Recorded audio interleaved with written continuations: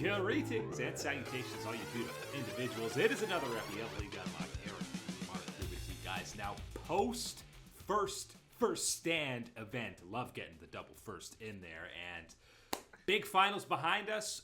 First impressions, we're going to go through all 5 teams, see what we learned. But first impressions, what grade are we giving this event as a whole, Mark? I'm ready to hand it an 8. I'll give it an 8. I was hovering around maybe 7. I was thinking about that. You know what? Spur of the moment, let's give it a little bit of an extra point boost. You bring it up to that 8. I think there's things you do want to change about it, but overall, salvaged, let's just say, by some interesting performances from the Oysters and Karmine Corp, able to maybe punch above their weight class. Brought down a little bit by the LPL and TL, maybe disappointing some factors into the, scheduling and how things worked out. But overall, with Fearless involved in it, I think this was a nice little appetizer for what we'll get with the rest of the international scene this year. Yeah, I think the main X, really the only X this tournament gets, is you got to sort out the tiebreaker situation. You can't have 3 teams finishing with the same record without some kind of tiebreaker match taking place, because with so few matches, you can't just fully be going on game score.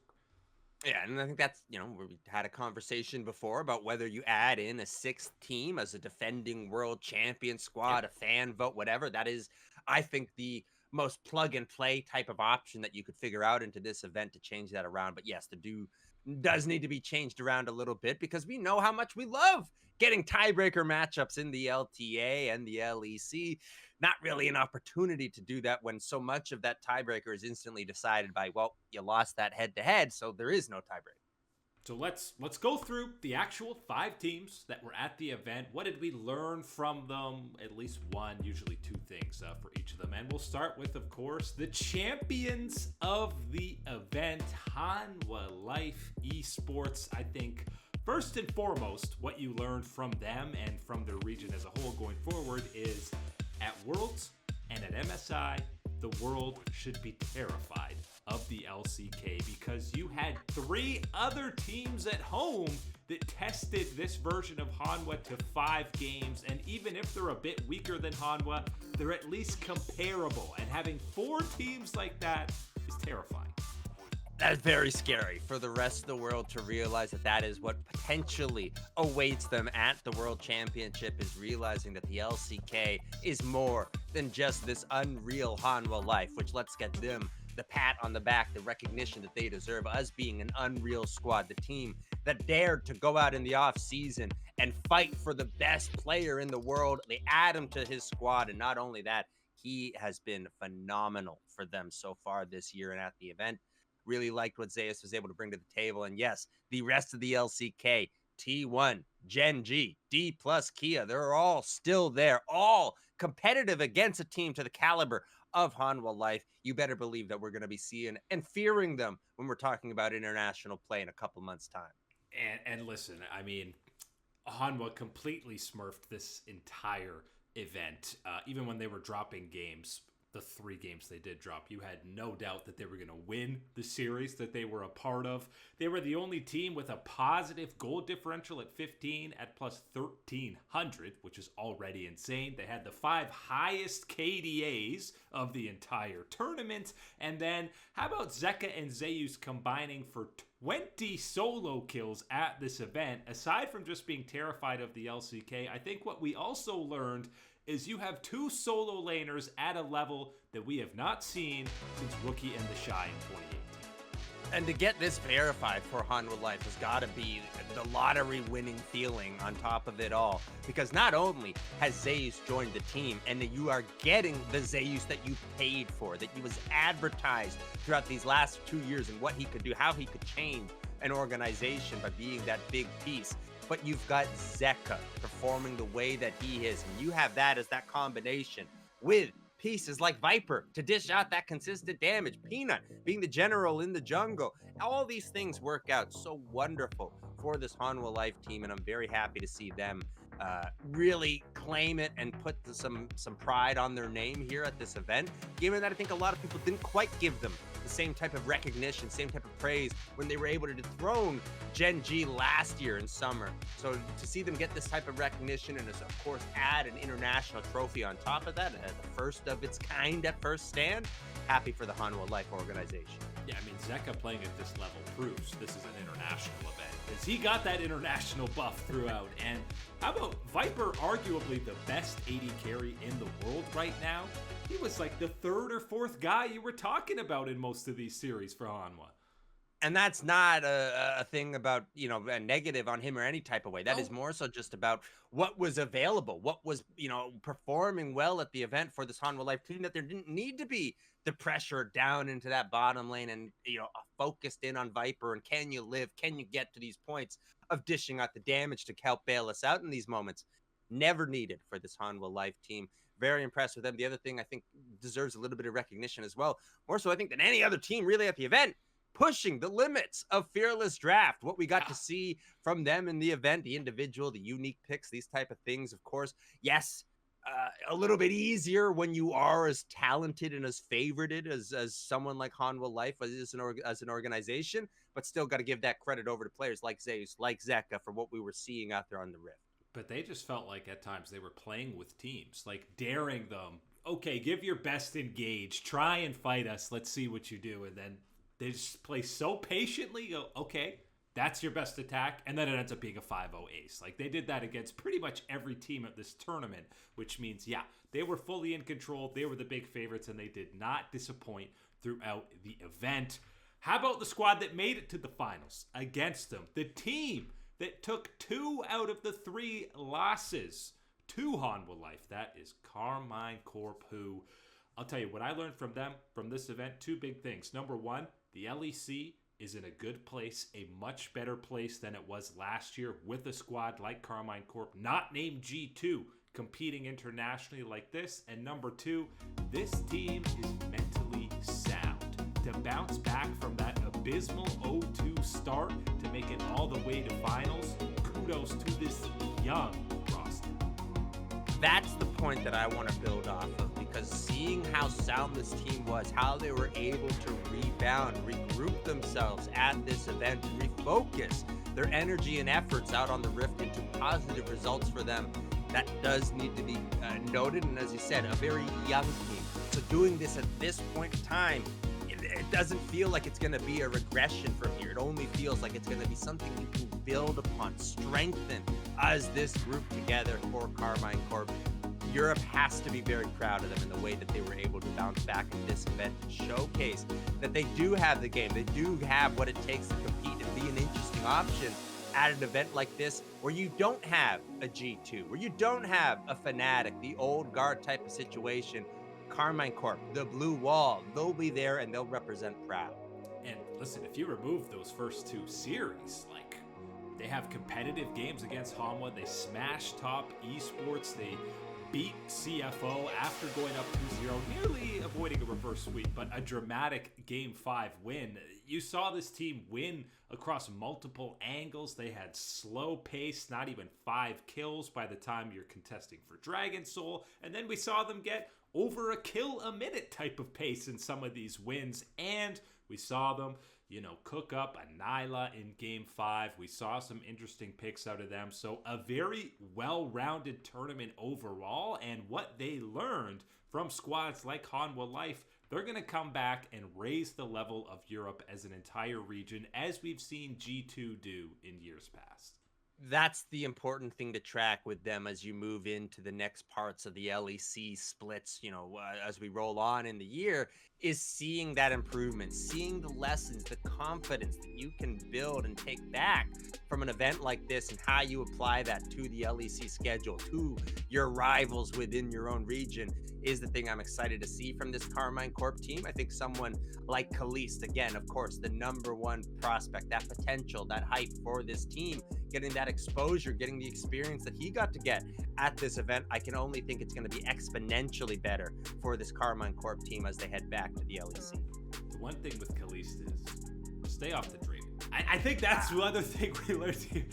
The brain shuts off. He's walking in level 1 dying, but everything but Draven from Kaliste. 2 thumbs up from this event. Oh, I'm sure we can schedule some scrims against Hansama's Draven. We can pick up some things, strengthen EU together, right? That's what we got to work on here. Yeah, absolutely, 100%. And the other angle here is how many times were they cutting to these KC fans cheering, losing their mind? That's another thing that you bring back to Europe. We've already seen it kind of instill fandom more so in some of these other teams, but even G2 in its heyday, you weren't cutting to matches that are in South Korea and going, look at this huge G2 contingency. You've had, I think, at a couple of these international events in the past, you've had little pockets, right, of some groupings of fans from the LCS or from the LEC, you know, all around the world type of thing, trying to get that representation. Never to the degree that I think we saw the Blue Wall travel and how vocal they were for their team, for these players. Absolutely give them a little bit of a pat in the back and a shout out. And we know they'll be there and ready for the start of the LEC. Very loud and proud. Other big positive surprise from the event is absolutely the Flying Oysters, the level they put at. You heard head coach Chawi saying he was impressed beyond belief with all members of his roster. I think the big takeaways for them and for their region as a whole, number one, the LPC is a major region comparable or better than the LTA. And number two, maybe the most important thing, this squad proved that a 6-man roster can be a positive in Fearless Draft. We heard about these top laners talking about Driver is kind of the off-meta pick, whereas Rest is more the meta one. And I think there is such a boon to be able to properly utilize 2 players like that. We've talked about this move in the past for the LCP and noted that, yes, there is complications with moving all these regions together and, you know, and whatnot and how it's going to work out. But one of the goals had to be that the rate, you know, the level of competition, what you're going to be exposed to, what you practice against, and how you work that way up to being that one that earns the berth to an international event is going to be different. And what you that will, you know, birth is going to be a team that is ready to compete at that type of major level. And I think that has to be more so that expectation moving towards the LCP and the Oysters, restoring a bit of that for them, what we saw from them. Rest Driver in the top side, as you mentioned, really love that angle of bringing in 2 different play styles, 2 different champion pools, and identifying that, yes, Fearless is a great opportunity to bring like something like that in and maximize it even more, and how you can push your composition and style and mastery of it. And then as well, I want to talk about your boy Hong Q in the mid lane. I think we saw a lot of potential for someone so incredibly young and early in his career. You have to be excited about that potential. 17 years old, he was second only to Zeka at this tournament in kills per game, gold per minute, solo kills, and he was actually first in kill participation. So first ever international event after just playing his first ever split and winning it. A hell of a debut out of this rookie. And you have to think again, as we talk so many times with these type of teams, and usually more so towards minor regions and things like that, is looking at how you take these lessons back into your own region and how that sharpens not just you, but the other teams that you're going up against. You better believe the LCP is going to get that level up from the type of experience, the type of games, the series that CFO was involved in against the expectations of pretty much everybody in the world on what you would see for them at this event. Congratulations. Very well done. Very happy that we got to see that and delivered some extremely entertaining games at this event for us. And seeing them at this level, you know, squads like Talon, like Viking Esports from the VCS, they could have these 2 world's representatives that are legit comparable to what the LTA is putting out on the Rift, because we've seen it now, multiple international events that has been the case. Most disappointing performance for the entire event has to go to the LPL and top esports, obviously, because the expectations are so much higher for teams coming from this region. It's hard to pinpoint a takeaway from this, but I mean, the most obvious one has got to be our top esports international chokers, because there's been some roster changes, but this core, this main core, they go 2-9 at this event, only picking up wins against Team Liquid and looking like a legit wildcard team against Hanwha Life. You go back to Worlds last year, similar case against T1. They got thrashed 3-0. They lost 0-3 to G2 at MSI, and that trio of results, it doesn't look good. It does not look good. It ain't good. Ain't smelling good. No sorts a type of good coming through from Top Esports.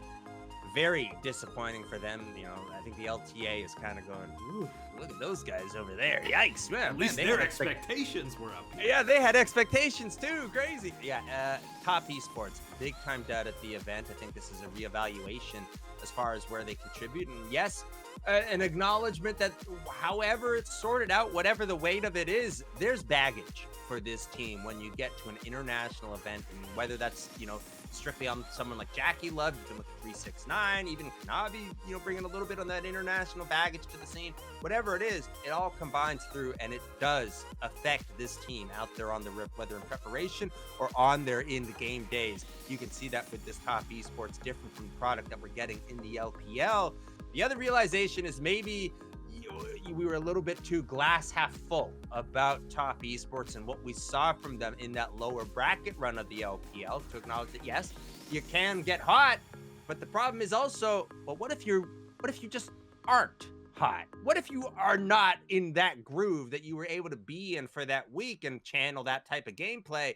Well, what else? What are you? Who are you? And for Top Esports, it's a very disappointing team out there on the Rift, one that looks incredibly lost in a lot of the aspects of what they're going for, what they're prioritizing in the individual matchup.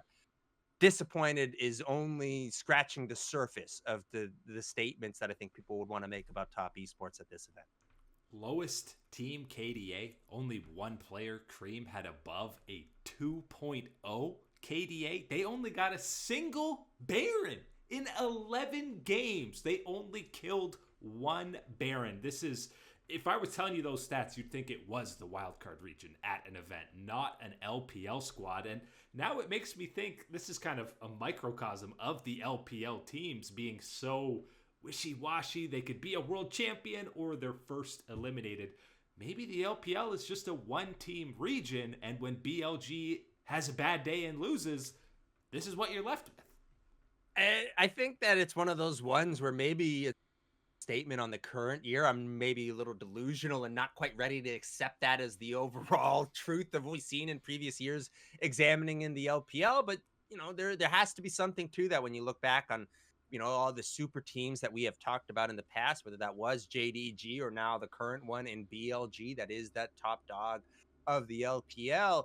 You've struggled. You've had, you know, 2 and 3 and 4 seats find ways to punch above where they are, but you've had times where they do disappoint in those type of roles and aspects, which you don't seem to get from a region like the LCK, and the consistency and excellency that we are able to see from that. Top Esports, massive underwhelming at this event, and certainly one of these ones where they're going to have to take a long road and a lot of success in order to wipe this away from some people's minds.